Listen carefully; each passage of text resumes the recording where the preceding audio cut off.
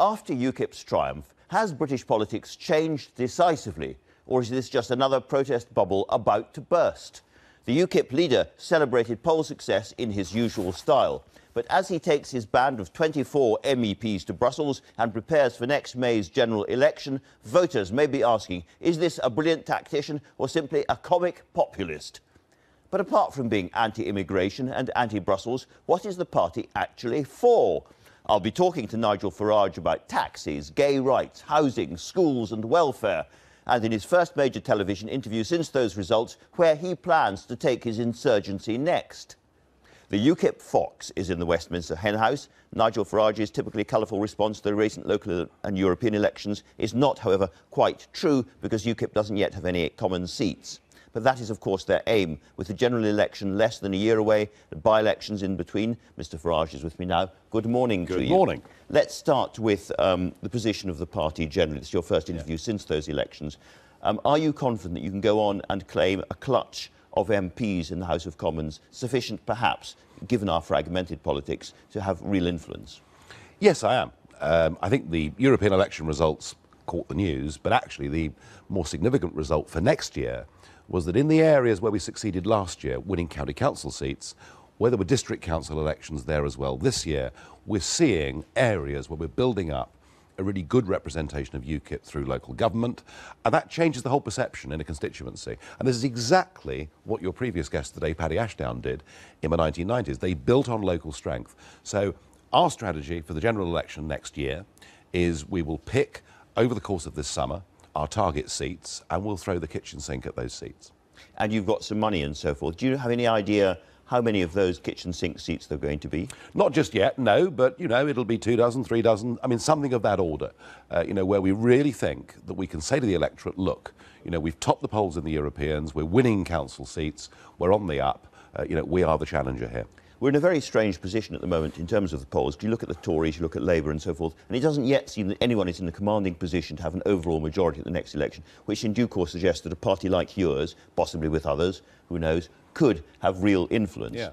That means that we have to know much more, don't we, about your policies that go beyond immigration and beyond... And you've always said that's fair you're enough. going to come to them. No, that's fair enough. I mean, I've tried to fight the European elections on European issues. Now, I know that nobody else wanted to discuss any of this stuff, and when we tried to talk about open-door immigration, all we got was abuse hurled at us, rather than a proper engaged debate. But that's over. Exactly. That's done, and I accept that fully. And we are going to have our annual conference this year in Doncaster, in Ed Miliband's constituency, and that is where we will lay out our manifesto for the 2015 general election. But for those people wanting a sort of sense of where you are, you've always praised Margaret Thatcher hugely. Are you going to be essentially a new Thatcherite party? Is that where you're trying to go? No, because that was of its time. You know, I mean, Thatcherism was of its time 40 years ago to deal with a specific set of problems. You know, for half the country, it benefited them. For the other half of the country, it didn't. But now the problem... But it had enduring policies and policy ideas, lower tax, grammar schools and so forth. All of which have now gone. All of which have now gone. I mean, so do you want to bring them back, is my question? I tell you what I want us to do. I want us to give millions of ordinary families and people in this country the opportunity to live a better life and to do better, because at the moment we are seeing the gap between those who are wealthy enough to be privately educated and the rest getting wider, and we're seeing the working population working longer and longer hours, having suffered huge wage compression over the course of the last 10 years, with their household bills going up. So what we want to do actually is to genuinely address the cost of living and to address social mobility in Britain. You've been with UKIP since the beginning, and one of its policies has been a flat rate of tax of 31%. Is that still a policy? No, we're going to rethink the tax thing. You know, I mean, I think that... Okay, well, let's just... I think that that was badly explained. Because people thought, gosh, they're going to put tax up for the low paid. Well, no, the idea was to abolish national insurance. What I can tell you for certain is that our biggest tax objective in that next manifesto will be no tax on the minimum wage. We've got to incentivise people to get off benefit and to get back to work. Now, that obviously will cost money. That will cost money. That will cost money. Does that mean that you can't promise tax cuts to the better off, for instance? I think a top rate of tax in this country of around about 40% is the one that will bring the most revenue into the exchequer. And I think through the 80s and 90s, we saw that. 40% top rate of tax? I think that's what we will conclude, yes. Anything over 40, and you start to see people going overseas. But really, what we've got to worry about actually are the millions of people there on low pay, and frankly, without sufficient incentives to be in work. Grammar school in every town? Absolutely. Absolutely. I think, as I've said already in this interview, the lack of social mobility in Britain, frankly, is quite shaming. And I think that selective education is one of the ways to give bright kids from poor backgrounds a real opportunity. The welfare state is too big. You've said that in the past. Yeah. Getting it smaller is a very difficult prospect for the Conservative government, for any government, really. What are your ideas about it? Well, I mean, since 1997, there has been an absolute boom in the public sector in this country for middle managers and above. Vast numbers of people throughout local government and throughout the health service and elsewhere earning six-figure money on 2/3 final salary. And there's no question, the Labour Party increased our spending on public services, but we finished up actually without better delivery. And we finished up with a whole new layer, a whole new class of public servants who've done incredibly well. So you're going to take a chainsaw through the middle management? I think that's exactly what we need. Civil service. Yes, I do. I mean, just recently, my mother was in hospital for a month, in a London hospital, and I looked at the nurses and doctors working on those wards and thought, actually, they're being given way too much to do. Something is going wrong here. You have said, haven't you, that you're going to put a ring fence around the NHS. You're going to remove the ring fence around the NHS and therefore spend less on the NHS. You can't promise better services. Not necessarily. I mean, what we've got to do clearly is reprioritise what the NHS does. As I say, personal experience, of a parent being sick in hospital and seeing a nursing staff were frankly seriously undermanned, whilst at the same time vast sums of money being paid back on PFI deals and this over 40% growth in middle management. The Conservatives say that you're offering something for nothing. You're offering lower taxes, milk and honey, better public services. It just doesn't add up. And that you haven't been put under proper scrutiny. Well, one thing for certain is the Conservatives' public finances don't add up, because here we are nearing the end of this Parliament when they said the budget deficit will be back to even Steven, and actually we're still borrowing £100 billion more a year than we're earning. So, we're not here to talk about I don't think criticism really from them is particularly good. But what we have to do, Andrew, is we have to outline where savings can be made. There's no question about that. What about all of those people who might be watching this and think, yes, I agree with that, but I'm gay or I've got a brown skin and I don't feel comfortable with these people? In the end, I've had too many hints and wolf whistles from UKIP candidates, and I just don't feel comfortable about gay rights, about the liberal attitude of the country. I mean, come on.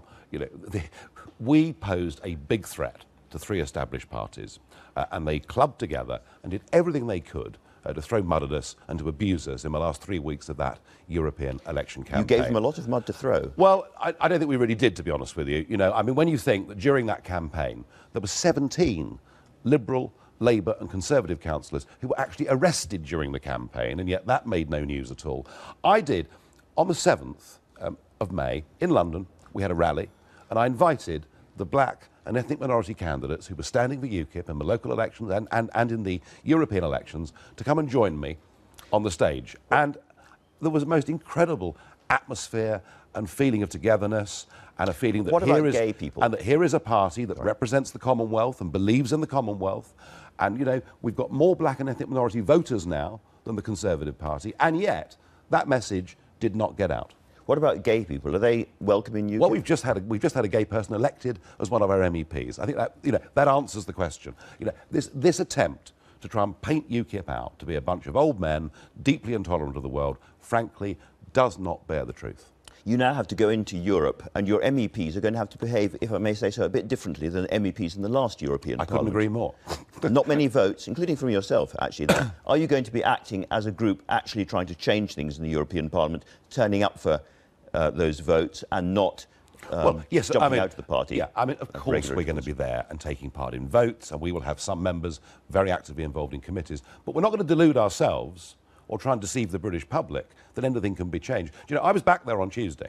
I went to a meeting on Tuesday, the Conference of Presidents of the European Parliament. Mr. Schulz in the chair, one of the runners and riders to be Commission President, and the leaders of the Christian Democrats, the leaders of the Socialists, the Greens, all the big political families in Europe represented in that room.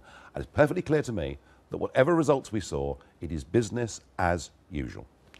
Why are you not going into alliance with the French National Front? Well, I don't want to. They come from a different political family. And whilst I think Marine Le Pen has taken a very different position to her father, I think that party, it still has Jean-Marie Le Pen in it, and you might have seen, just a few days before the European elections, he made a comment about the Ebola virus, and we just want nothing to do with that party at all. But you are going to, you hope, ally with parties from Italy and elsewhere. Yeah, I mean, I met Beppe Grillo last week, and former comedian. Well, he's still a comedian. Two of you. Well, thank you. I'll take that as a compliment. That photograph with the empty beer glass on your head, the Times used on the front page, you've got to stop doing that kind of stuff. No, you're right. I must stop smiling, stop laughing. I must stop having opinions. I must become like the rest of the professional political class. No chance. It isn't going to happen. Your wife says she's worried about your smoking and your drinking and your lack of sleep. What wife in this country doesn't complain about their husband's behaviour in some way? I think that's all perfectly normal. All right. Back to the point. Mr Grillo comes from left of centre. I'm hoping we can do a deal with him and our group will sit bang in the middle, politically, of that Parliament with a strong Eurosceptic agenda. Now, we've always assumed that you yourself would stand in Kent when you stand, but there's been a wicked, malicious suggestion that you might stand in Sheffield against Nick Clegg. Any chance of that? Well, anything's possible. No, I'm not going to stand in Sheffield. You know, I'm going to stand in the southeast of England because that's where I'm from. And I think one of the things voters don't like about the big parties is the way candidates are parachuted in all over the country. Thanet South? Can I just... Well, it's a distinct possibility. All right, and that's the most we're going to get from you today. As far as I'm going this morning. All right. For now, thank you very much indeed, Nigel Farage.